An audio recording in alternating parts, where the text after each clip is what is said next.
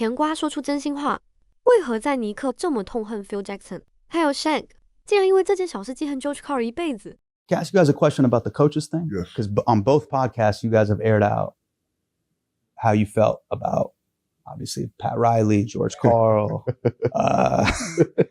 What? Phil Jackson. I didn't hear how you felt about Coach Karl. Oh, we good. We good. Okay.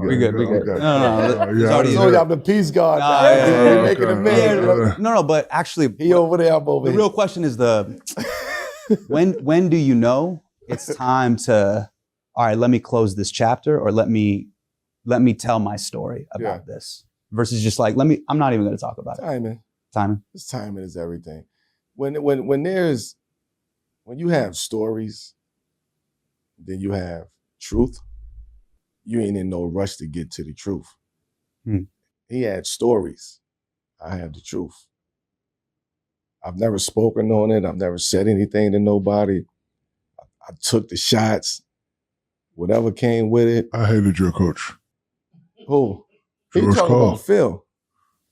Oh, I'm talking about Coach Karl. Oh, he talking about Phil. Yeah. And my thing about that, and this is why I say, let me close this. Hold on, you and Phil had beef?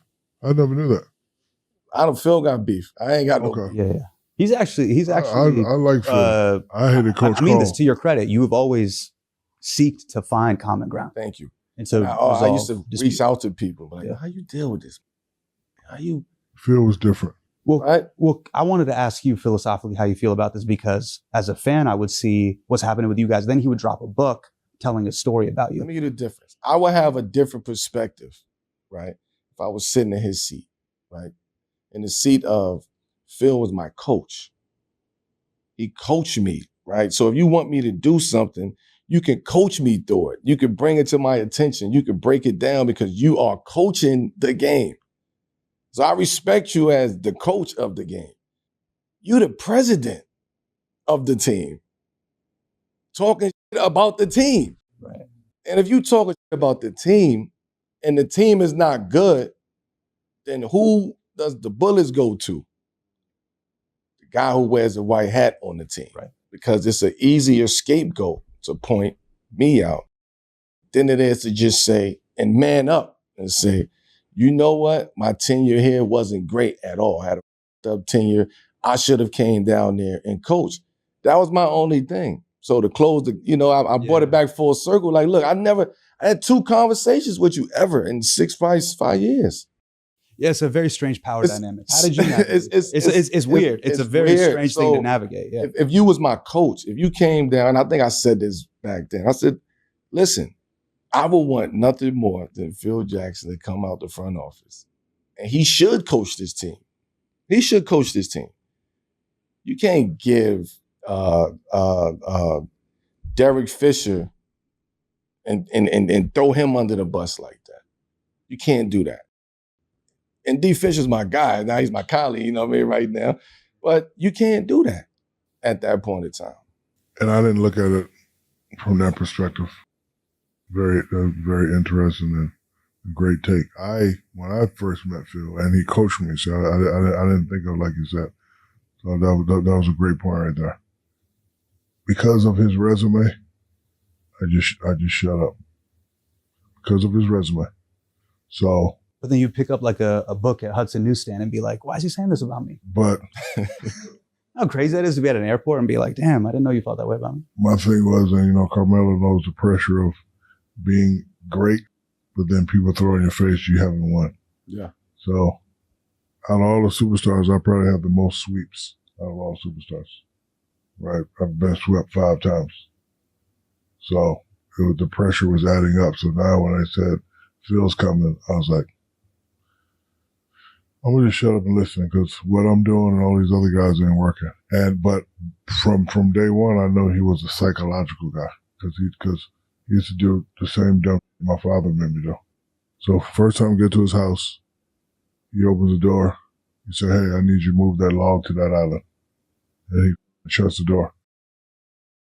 And I'm looking, it's a big log on the thing, and Alan's over there. He wanted me to jump in the cold water with his son and swim, push the log to the thing. So I'm saying to myself, like, okay, my daddy used to do this. Hey, go outside and rake them leaves. And rake the neighbor's leaves and rake the neighbor's leaves, and you got 2 hours to do it. Like I said, okay, so I did it. That water was cold, and I almost died when I jumped in that water.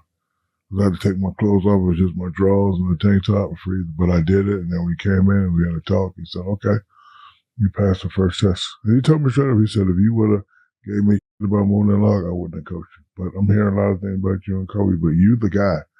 I want to see how you are. See, he didn't know that I grew up in that type of background. So my relationship with Phil was different. But your other coach, Karl, I hated that. Yeah, I shut that door a long time ago. But can you guys explain why, though? Okay, so my All-Star game, I'm coming up. They double, triple team me in All-Star game.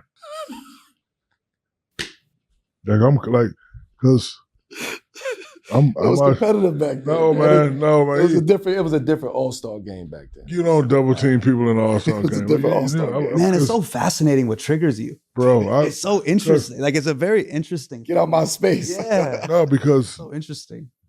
Because during our regular season, we got to do our regular post and all that. All-Stars, like, 1 or 2 times, just let me in and out, pull it. Showtime. Showtime. What to do? And he double and triple team me. I got to pass the ball. I never did like him after that. And I didn't like how he treated you. I really didn't like that. Okay, so then what's your story? My story was... He's aired it out on the podcast. Yeah, but in a nutshell, right, my story is a young black basketball player coming from a very specific place, coming from the hood, getting to a Denver Nuggets organization, having to wear the white hat, being thrown the keys and telling, hey, go win me a championship at 19, 20 years old, right? So that was part of it. Then now you get an older coach who is very traditional, my way or the highway, cut from a different coaching cloth, right? From Dean Smith, North Carolina, like he come from basketball royalty. But then now that knowledge and your personality just does not match. And you don't know how to relate to that young 19, 20-year-old black kid in Denver, Colorado. Yeah.